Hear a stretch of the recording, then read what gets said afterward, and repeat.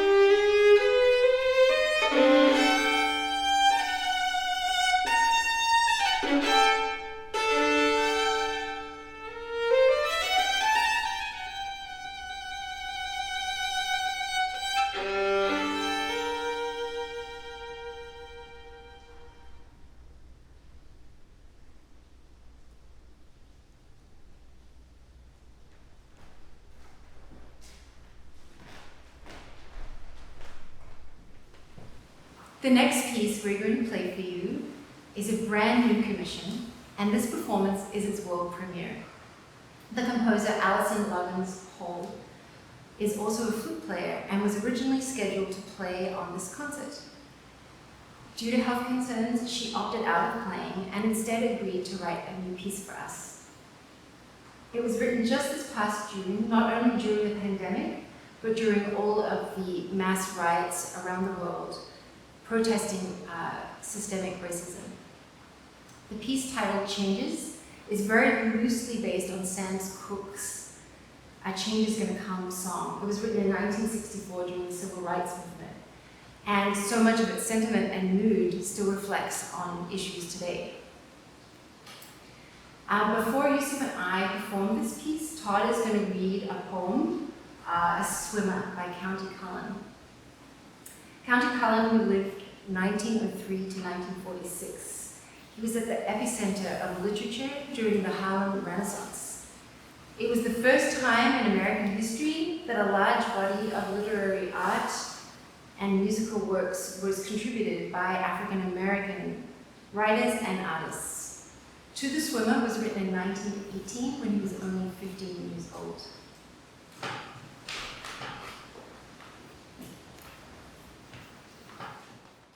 To the Swimmer by Countee Cullen. Now, as I watch you, strong of arm and endurance, battling and struggling with the waves that rush against you, ever with invincible strength returning into my heart, grown each day more tranquil and peaceful, comes a fierce longing of mind and soul that will not be appeased until, like you, I rest yon deep and boundless expanse of blue. With an outward stroke of power, intense your mighty arm goes forth, cleaving its way through waters that rise and roll, ever a ceaseless vigil keeping over the treasures beneath. My heart goes out to you of dauntless courage and spirit indomitable. And though my lips would speak, my spirit forbids me to ask, is your heart as true as your arm?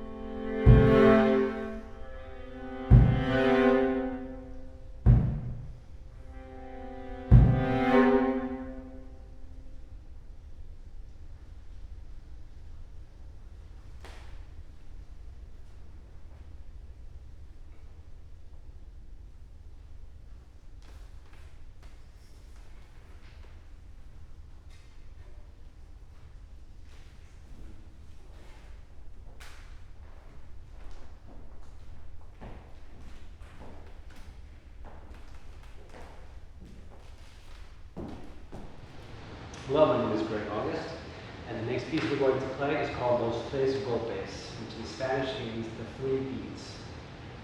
Los Tres Golpes was originally composed in the early part of the 20th century in Cuba by the composer Ignacio Cervantes. A few years ago, I had the idea of creating an arrangement for bass and violin because my good friend Todd, Reynolds, I knew would also be interested in this type of arrangement. We both like Latin music very much.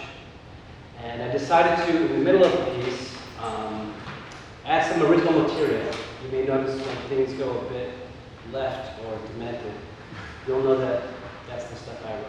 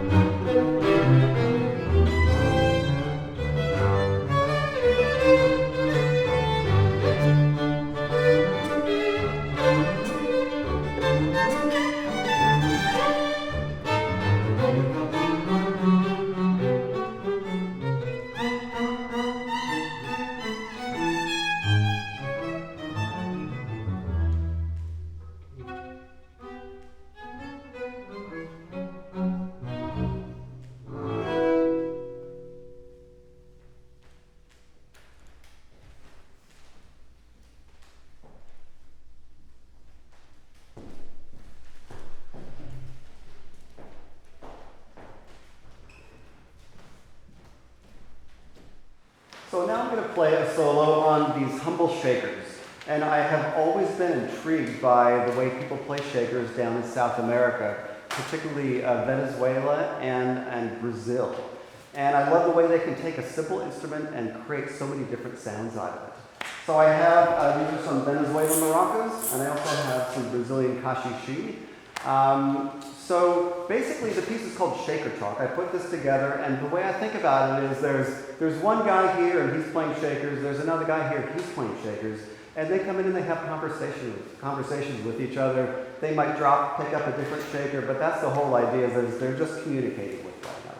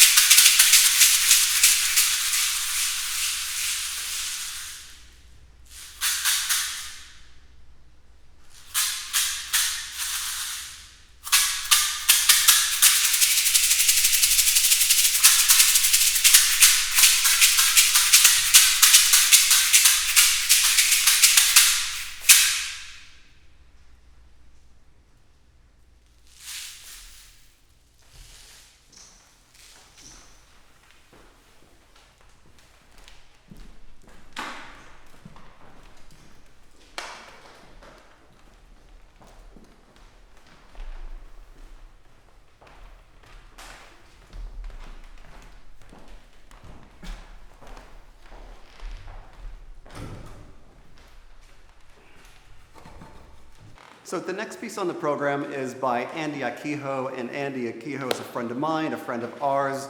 And I first met Andy when he first moved to town back in the early 2000s, or yeah, somewhere around there. But he started working with my percussion group, Ethos Percussion Group, and he didn't have any jobs at that point. So he would go on the road with us and be one of our associate members. He would help move our instruments, he would drive the truck. We sent him out into schools to do some school programs for us. And at one point he came and said, well, I think I'm gonna go back to school. And it was great. He went to school, he studied, I believe, jazz and composition, and became famous. So we really love these stories. The piece we're going to play, I was talking to him not so long ago, is called Karakurenai, which translates to Crimson. And he thought this would be a good piece for Kathryn and I to play, but it's open instrumentation, so we thought this would be a great piece to try for everyone. In some respects, it's kind of basic. There's basically a bass line, which you're going to hear Gregg start, and a melodic line, just 2 lines. It's also very dense, because what Gregg is playing is in a cycle of 31 beats, and then it's juxtaposed on top of that of just straight quarter notes. So you get all of these differing melodies that transpire through this. And what I'm going to do, when I first met Andy, I was playing this piece with my percussion teacher, Glenn Velez, quite a bit, and that was a 41 beat cycle with the same pulse on it. But we would play drums, and we would either step or vocalize the cycle, so that's what I'm going to do in this piece today. Effie Newsome, a Harlem Renaissance poet, born in 1885 in Philadelphia, the first Harlem Renaissance poet to write pretty much for children, which is really apropos to this poem of hers called Peacock Feather. It's short, it's beautiful, it's concise, a description of a peacock feather by Effie Newsome. Heaven's deepest blue, earth's richest green, minted dust of stars, molten sunset sheen, are blent together on this light brown feather in a disk of light. Life, light.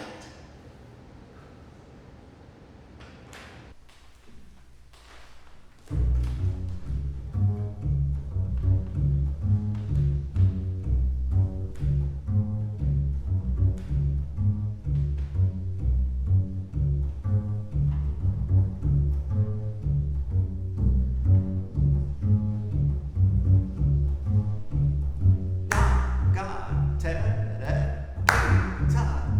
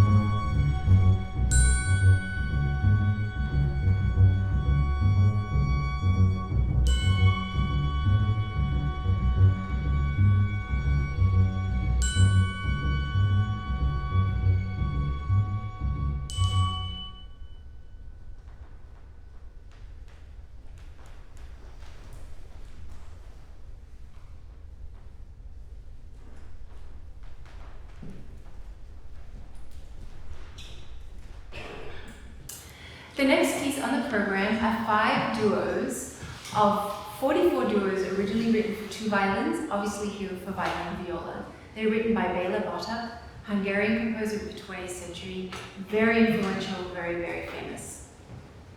These duos were written originally for students, and they really represent the pedagogical side of Bartók's life, and also his ethnomusicology side of his life. For me, they really represent recording and the preservation that he was famous for of Hungarian folk melodies. Hope you enjoy.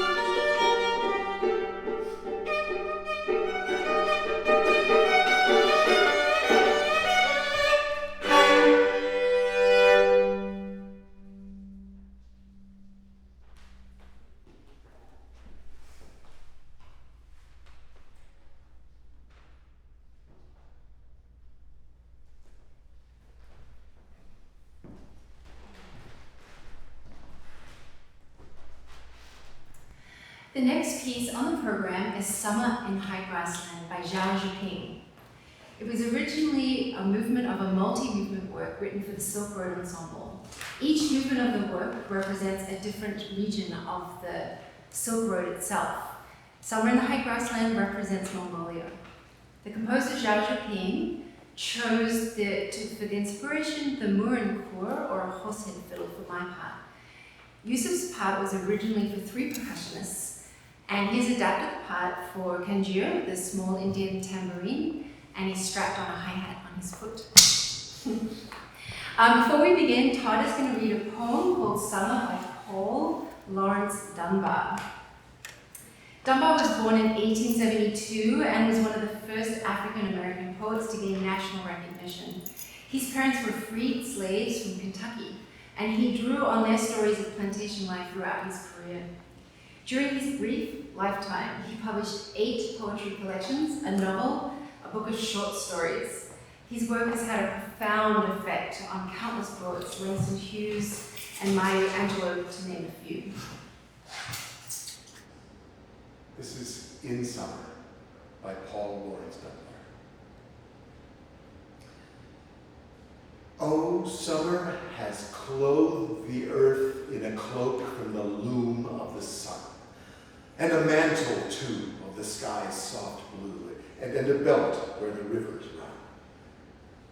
And now for the kiss of the wind and the touch of the air's soft hands, with the rest from strife and the heat of life, with the freedom of lakes and lands.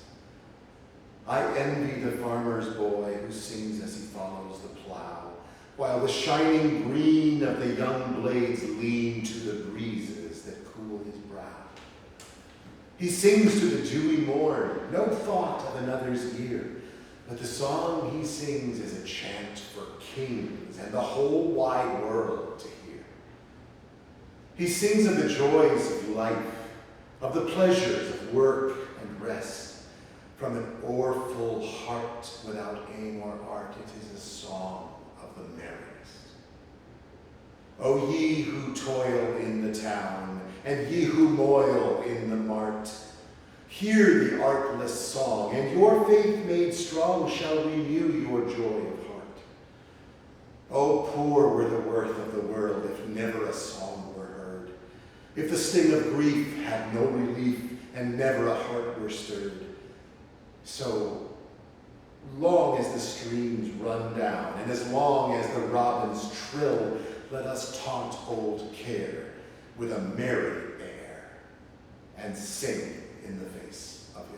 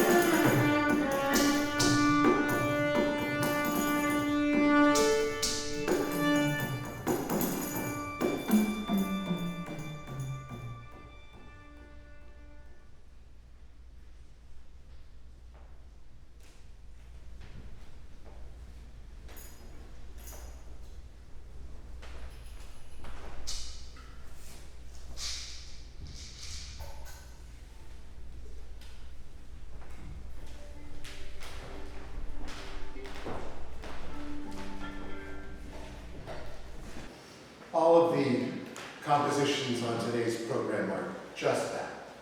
They are compositions.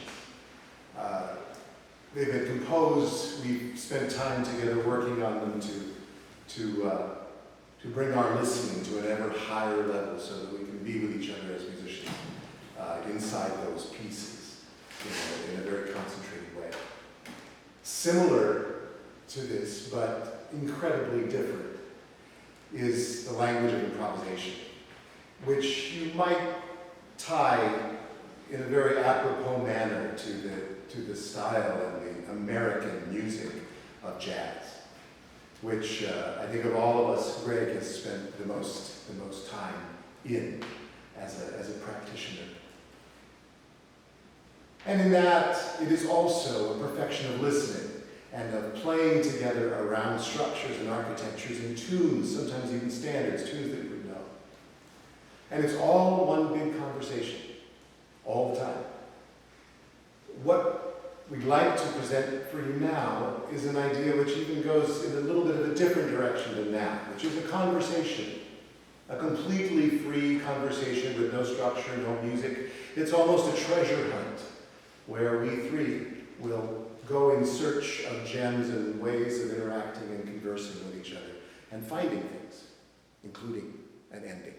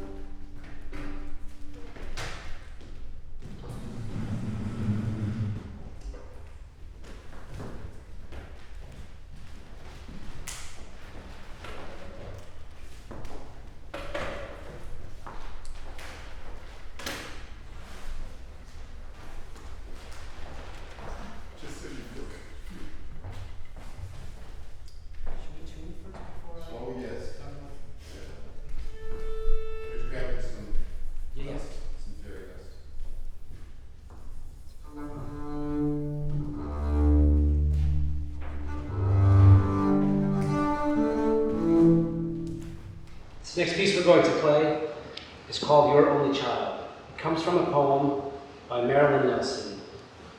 This particular poem is from a collection of poems called A Wreath for Emmett Till. This poem is a tribute to Mamie Till Mobley, the mother of Emmett Till, who showed great courage after his death and actually forced the casket to be opened so the world could see him.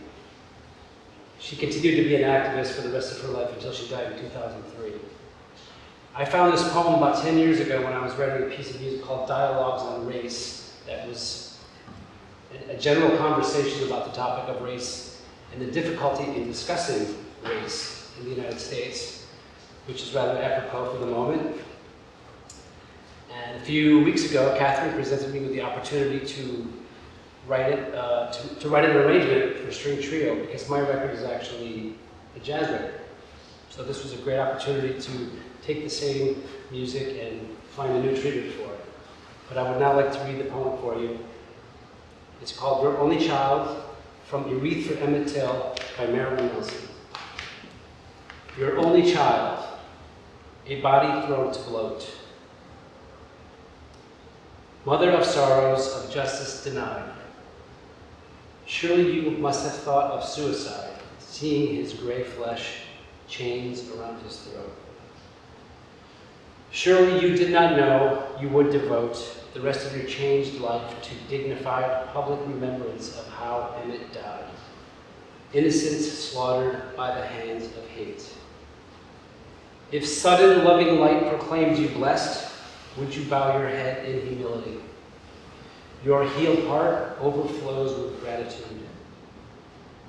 Would you say yes, yes like the mother of Christ, or would you say no, no to your destiny, mother of a boy, martyr, if you could?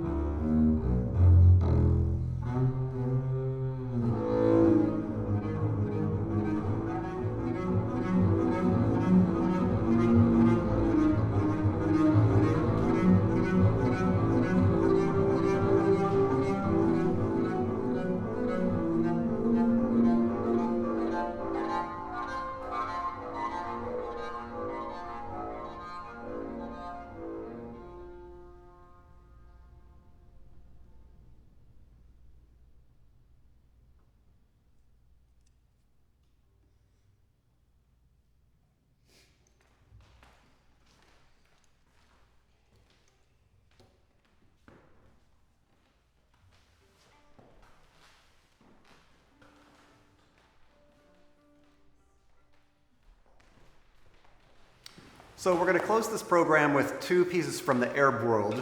The first one is Zaina by Muhammad Abdul Wahab. It's a very sultry belly dance type piece.